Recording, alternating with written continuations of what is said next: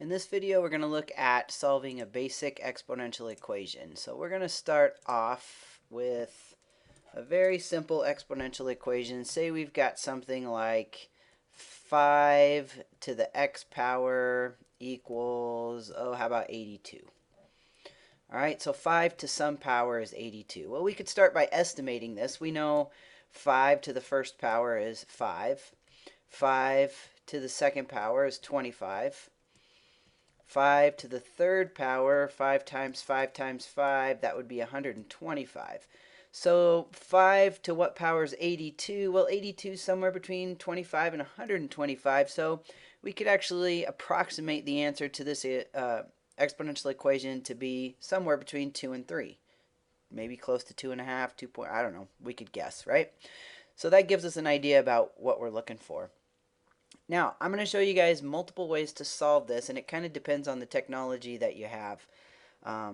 But let's start with this idea over here that's very important when you're working with anything exponential, this conversion between log form and exponential form. These two statements are equivalent here. Log base b of m equals x is equivalent to saying that b to the x power equals m, which is what we have right here. B to the x power equals m. And you can see the equation that we're given is in exponential form. B to the x power equals m. 5 to the x power equals 82. So 5 is our b and 82 is our m. Well, we can rewrite this exponential equation in log form. All right, let's try that. So we would have log, oh, I don't want that. Let's try this. Log base, all right, what's our base? Our base is our b value, which is this b value here, which is 5 in this case, of m, so m is what it's equal to, that's 82, equals x. All right, now we're solved for x. Great, the answer is log base 5 of 82. Well, what the heck is log base 5 of 82? Let's say we want to solve this to the nearest tenth. Solve nearest tenth. So what we need to do now is be able to plug this into our calculator. Now, depending on what kind of calculator you have, it depends on whether you can get a log base 5. Now, a lot of the TI-83s and TI-84s have this now. I'm going to use Symbolab here in a second, but if you have a TI-83 or a TI-84, some of them might not have this, but give it a try. You hit your math button, and then you scroll down. I think it's option A. I'm looking here. Yeah, option A. Option A says log base. So just hit enter, and then it'll take you back to your home screen, and you'll be able to enter the base in there of 5, which is great. Most calculators are going to have your log button, which is base 10, and your natural log button, which is base E. But a lot of the new stuff now has different bases. Or I should say the capability to plug in different bases, whatever base you want.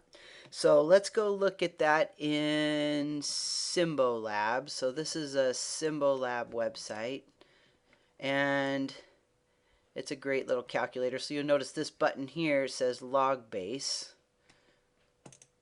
So if I hit this button, it allows me to put whatever base I want. So I want log base 5 of 82. Go. Alright, so log base 5 of 82 is 2.738, blah, blah, blah. So to the nearest tenth would be 2.7. Alright, let's jot that down. X equals 2.7. So that's our answer. We're done. That is really the easiest way to do it if you have the ability to put in whatever base you want. Option 1. Okay, so let's say you don't have a calculator that allows you to do base 5. You only have a calculator that has base 10 or base E, which is your natural log. So in that case, what you'd want to do with this equation is take the log or natural log of both sides. Let's do the log of both sides. Log base 10, the common log. Alright, so I'm going to do the log of both sides, which is log base 10. Now, when you have this situation, we have a property that says if you have log base anything of something to a power, you can take this power and move it in front and multiply it by the log of 5. So that would give me x times log 5 equals log 82. So now log 5 is some number. That's log base 10 of 5. And you can plug that in your calculator. The button on your calculator that says log is the log of 5. And we'll go over to a calculator here in a second and look at that. So now I'm just going to divide both sides by log 5.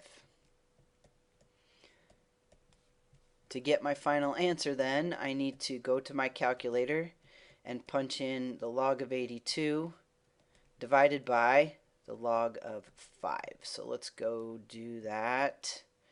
This is just a calculator I pulled up on Google here. Let me clear this. Okay, so this button log here, that's log base 10. So what was I doing again? Log 82 divided by log 5. So log 82 divided by log 5 equals, there it is, 2.738. Same thing. Okay, x equals 2.7 to the nearest tenth. So just like I took the log of both sides, you could do the natural log of both sides. It doesn't matter. You could do the log base, whatever you want of both sides. So natural log is base e. I want to do a different color. And a lot of times people will use natural log. But you could do whatever log you want. All right, so same thing. Log base you want, I should say. So we could move the x down in front. And now I have x times the natural log of 5 equals the natural log of 82.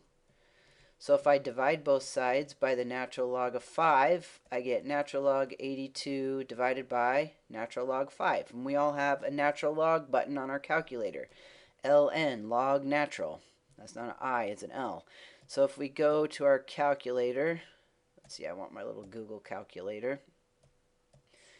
Let me get rid of it. Minimize this one. Clear that out. And we do natural log, that's this one, 82, divided by natural log 5. And what do we get? 2.738, same thing. All right, we get the same answer. We should get the same answer, right? It's the same equation. 2.7 to the nearest tenth. Now there is a thing called the change of base formula, and if you want to look that up, you could certainly look that up. That's another way to do it, but I find these two options are more than sufficient to solve a basic exponential equation.